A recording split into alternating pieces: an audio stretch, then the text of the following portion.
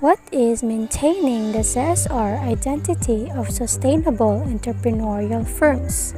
The CSR identity of SEFs can be seen as of strategic value since it can help to differentiate the firm within the market. The role of corporate governance in periods of business growth. To explore to what extent corporate governance mechanism can be seen as effective mechanism to maintain the CSR identity of growing CEFs. This chapter is organized as follows. Present a comprehensive literature review of SEFs and their CSR identity. The barriers to business growth that can be encountered and the mechanism of CG or corporate governance that could be deployed to control the CSR identity. To provide insights into how the CSR identity of SEFs could be maintained by deploying different mechanisms of CG. It is important first to identify the characteristic of SEFs and the components of a CSR identity. Sustainable entrepreneurship stands for a business driver concept of sustainability which focuses on increasing both social as business value, so-called shared value. Sustainable entrepreneurial firms is defined as the exploration of profitable business opportunities while contributing to sustainable development in terms of environmentally and socially. CSR identity. So what is CSR identity? So CSR means corporate social responsibility. It is a mechanism by which companies hold themselves to a set of legal, ethical, social, and ecological standards. It is a form of business self-regulation that has developed alongside greater public awareness of ethical and environmental issues. But is it always a place for good? The effects of business growth on the CSR identity of Sefs. During the first stage of the venture life cycle, the maintenance of CSR identity of Sefs is relatively easy. The management of the corporate identity is often integrated into function of the founding entrepreneur in startup firms like Sefs. The maintenance of the CSR identity during periods of business growth is challenging since it is increasingly characterized by a sequential descender-oriented and top-down communication of the CSR identity by the higher management. Barriers to business growth. What are the challenges of business growth? Some of the most common obstacles the companies we support come up against time and time, including number 1, money.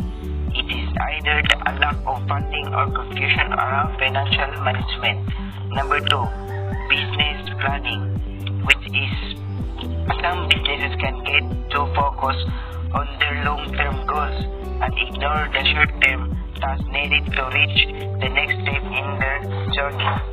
And number 3, market and customer issues. Businesses often come to us when they aren't getting enough interest in their products and services or can't find the right customers for their proposition. Number 4, pricing and profitability. Commonly, businesses look to us for help with pricing, margins, and profitability.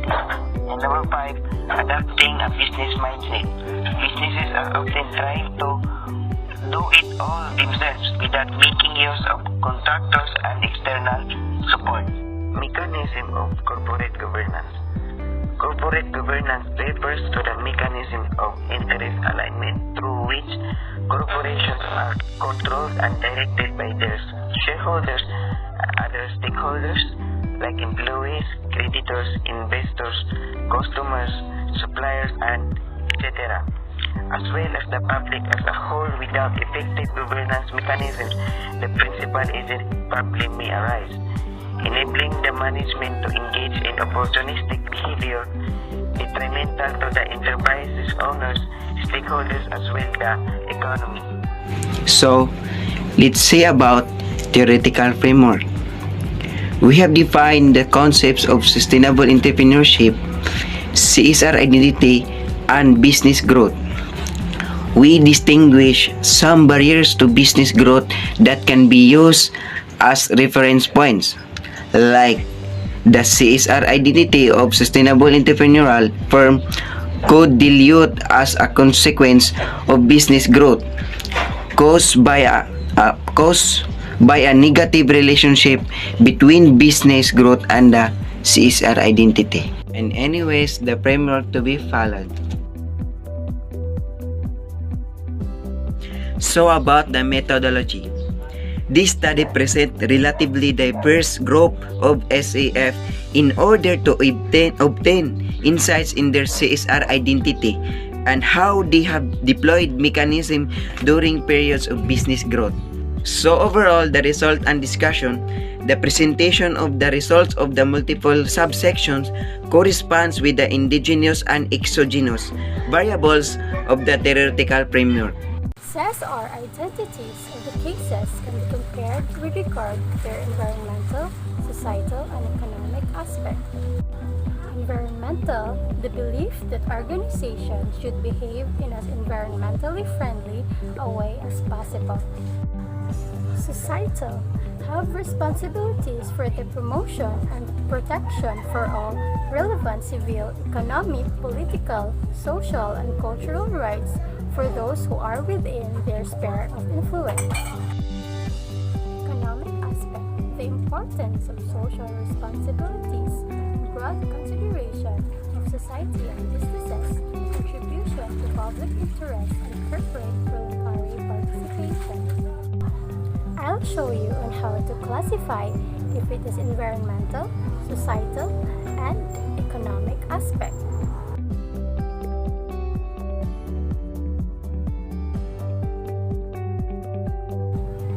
The results provide qualitative information about the possible barriers to business growth and the influence of business growth on the Csr identity of SEFs.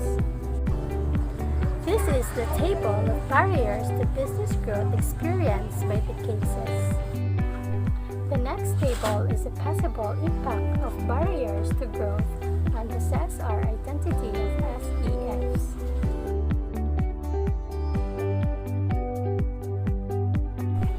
Overtrading could lead to both negative and positive consequences of Csr identity of SEFs. Maintenance and delegation can have negative impact on Csr identity as well. Decentralization and formalization may have negative impact on Csr identity as well.